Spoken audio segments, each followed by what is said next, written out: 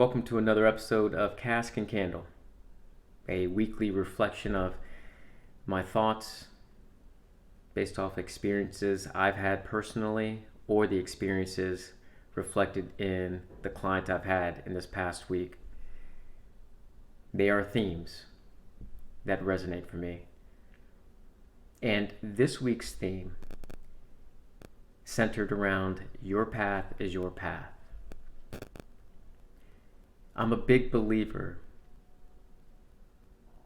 as Joseph Campbell once wrote, I'm a big believer in the fact that if your path is clear, you're likely on someone else's. And as a coach, as someone who's looking to help an individual or organizations thrive, I also recognize that your path is very unique. The end results may be the same, but your path is something that you are forging individually and collectively. I was reminded of your path is your path by watching a TV show earlier this week, and one of the main characters at the very end acknowledged at the end that my life has evolved into something I barely even recognize.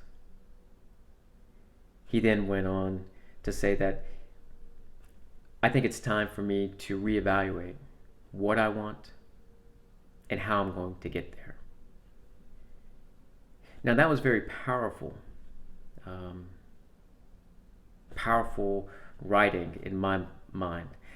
Sans the character and the show, because that's really irrelevant, as so much as, number one, acknowledging that our path is our path, and our path is oftentimes met with an evolution of something that we could not have recognized as we're standing in here right now.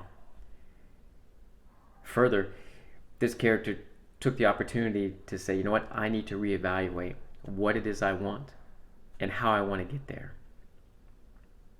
It wasn't to admonish the path that he had gone or the choices that he made, nor for you, nor for I. But it did acknowledge an opportunity to pause and confirm or adjust where he wanted to go. What's ironic about that quote is that I was actually talking to one of my clients this week, he of whom came for coaching with his brother with the goal of building their relationship on how they worked together and acknowledging that their styles were drastically different. For this one particular gentleman, if you saw him on paper, you would think that he would have it all together. If you saw him on TV and the products that he makes, you would think that he has it together. And quite frankly, he does, because his creativity comes out and shines, and his energy is infectious to those around him. He can light up a room, and he oftentimes does when you see him. And the very thing that makes him wonderful and outstanding on TV and his creativity also are the things that sometimes get in his way on the back end of how he communicates, the risks that he takes, the lack of structure financially, personally. And this past week, we were having a conversation around their experiences over the last week and how they are partnering and some of the things that were going on in their lives individually and collectively as a business unit.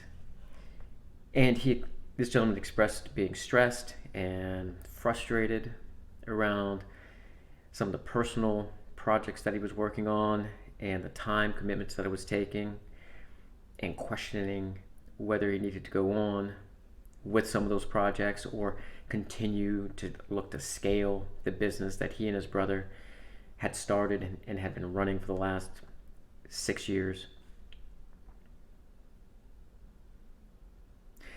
And I was reminded of this quote from this character on TV and from life experience, that our path is our path.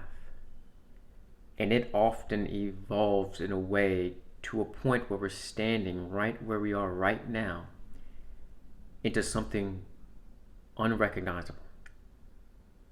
That doesn't mean you didn't plan for it. It does not mean that it was not intentional. What I can tell you is that it's probably not a path that you would have ever thought it would have taken. And so for this particular gentleman, I had to remind him of that,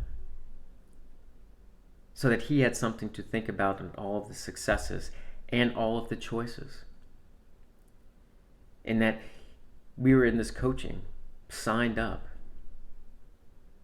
with the purpose to reevaluate, to check on our what, to reaffirm and confirm what it is that we want individually and for them collectively as a business. Then talk about how we want to get there. Recognizing that the path forward is not a trail that we are following, but a trail that we are creating. And that's going to bring about emotion. That's going to bring about concern, fear, vulnerability.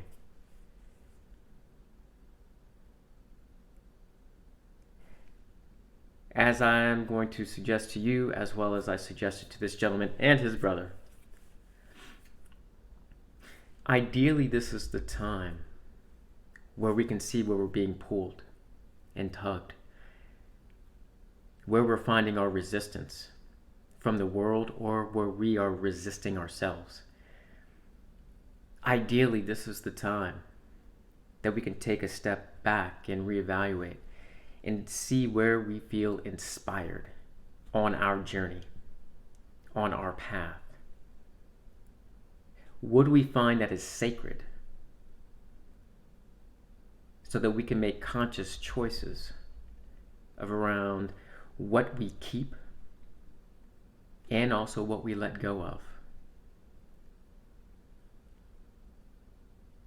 As I told this gentleman, as I will suggest to you, it's about being conscious of our actions and recognizing that our path is our path.